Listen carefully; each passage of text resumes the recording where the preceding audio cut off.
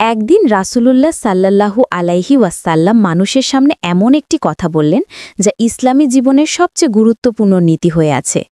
নবীজি সাল্লাল্লাহু আলাইহি ওয়াসাল্লাম বললেন, নিশ্চয়ই সকল কাজ নিয়তের উপর নির্ভর করে, আর প্রত্যেক মানুষ যা নিয়ত করবে পারি প্রতিদান সে পাবে।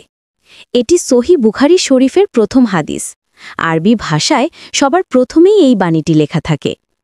এই হাদিস আমাদের শেখায়, মানুষের কাজ বড় না, আপনার নিয়ত বড়।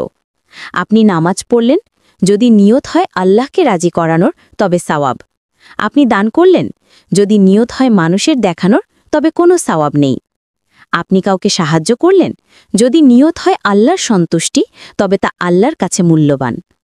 নবীজি সাল্লাল্লাহু আলাইহি ওয়াসাল্লাম আরও বলেছেন, যে ব্যক্তি আল্লাহর পথে হিজরত করার নিয়ত করবে, সে হিজরত না করলেও আল্লাহ তাকে সেই নিয়ত অনুযায়ী প্রতিদান দেবেন।